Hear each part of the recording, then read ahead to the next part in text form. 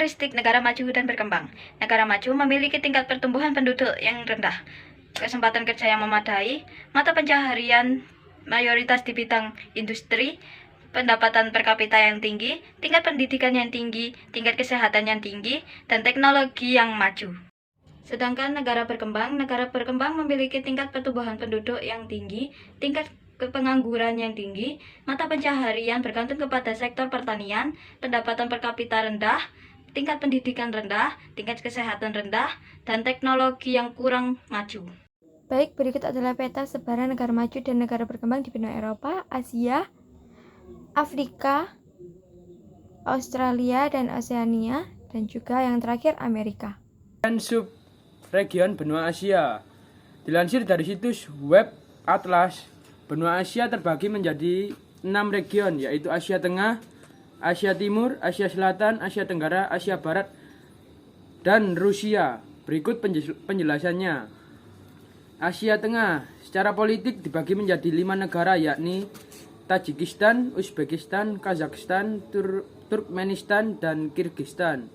Asia Timur secara politik dibagi menjadi 8 negara, meliputi Cina, Mongolia, Korea Utara, Korea Selatan, Jepang, Hong Kong, Taiwan, serta Makau. Pembagian subregion benua Asia. Asia Selatan secara politik dibagi menjadi 9 negara otonom, mencakup Sri Lanka, Bangladesh, India, Afghanistan, Pakistan, Bhutan, Nepal, Iran, dan Malade.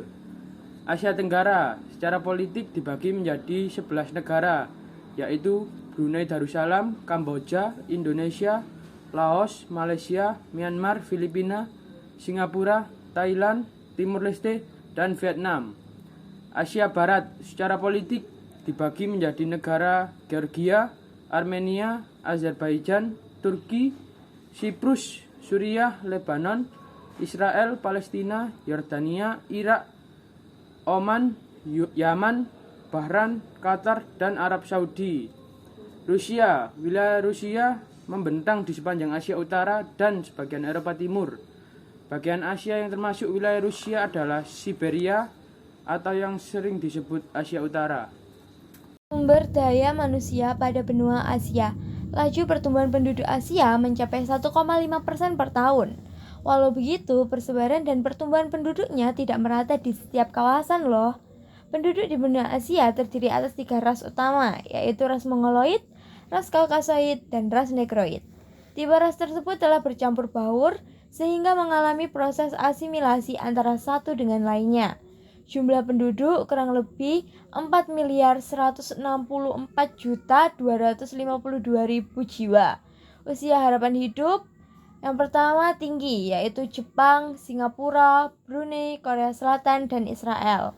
Yang kedua adalah rendah, Myanmar, Kamboja, dan Nepal. Yang ketiga adalah sedang, negara Indonesia, India, Timor Leste, dan Filipina. Sumber daya alam pada benua Asia, Asia Tenggara, Myanmar, Thailand, Vietnam, dan Indonesia. Asia Selatan, India, Bangladesh, dan Pakistan. Korea dan Tiongkok adalah padi. Negara India yaitu sorghum, gandum, dan kapas. Asia Tengah, gandum, kapas, dan buah-buahan. Asia Barat, beras, dan kopi. Untuk hasil pertambangan, Timur Tengah, Asia Tenggara, dan Asia Timur, minyak bumi. Negara Indonesia, Malaysia, dan Filipina, timah putih. Siberia, Jepang, dan Indonesia, batu bara. Semenanjung Korea, mineral seperti biji besi, batu bara, emas, perak, timah hitam, seng, wolfram, dan grafit. Potensi region benua Asia. Bidang pertanian yaitu daerah pertanian potensi di benua Asia terdapat di daerah sekitar lembah sungai besar.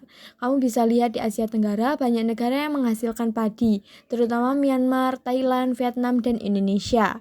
Untuk bidang pertambangan, hasil pertambangan yang menonjol di benua Asia adalah minyak bumi. Negara penghasil minyak bumi terdapat di Timur Tengah, Asia Tenggara, dan Asia Timur. Untuk timah putih terdapat di negara Indonesia, Malaysia, dan Filipina. Kemudian, batu bara terdapat di Siberia, Jepang, dan Indonesia. Selain itu, beberapa daerah penting seperti semenanjung Korea pun mengandung mineral seperti biji besi, batu bara emas, perak, timah hitam, seng wolfram, dan grafit.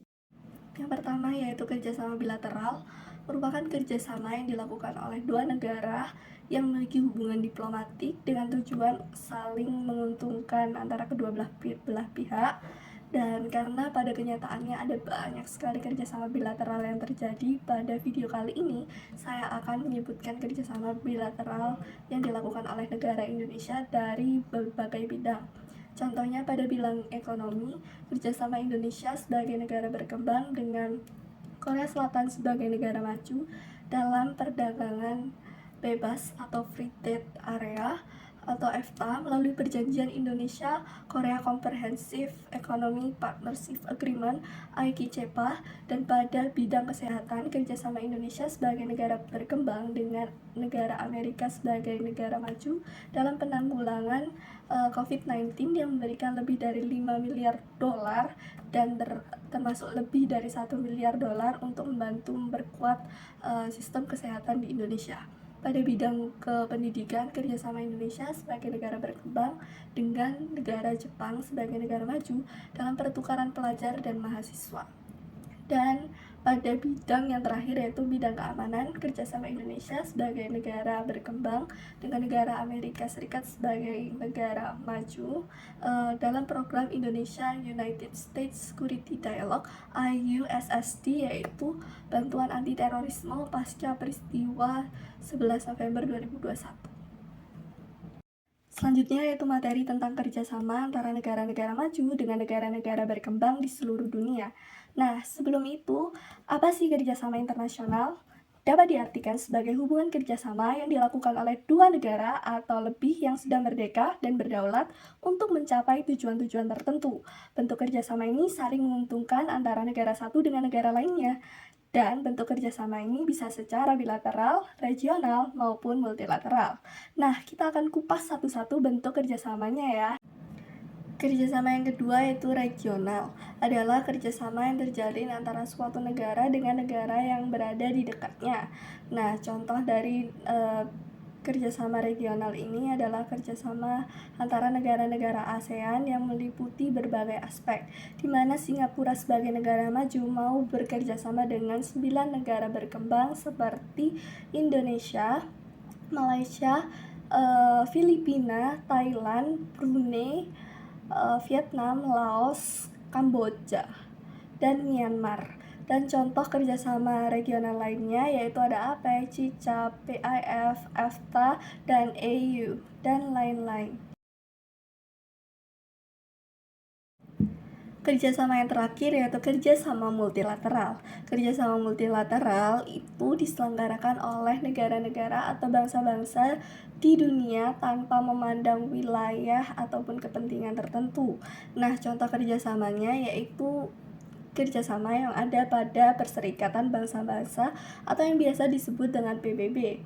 Nah, PBB sendiri memiliki 193 negara yang tergabung dalam kerjasama ini. Nah, beberapa ada dari negara maju, diantaranya yaitu Prancis, Inggris, Amerika, Jepang, Italia, dan kawan-kawan. Sedangkan beberapa negara berkembang lainnya antara lain yaitu Bangladesh, Brasil, Laos, Panama, Nepal, Indonesia, dan kawan-kawan. Nah, contoh kerjasama multilateral lainnya yaitu ada IMF, WHO, ILO, UNICEF, UNESCO, FAO, dan IFC, dan lain-lain. Berikut adalah beberapa sumber yang kita ambil untuk video kali ini. Sekian, terima kasih semuanya.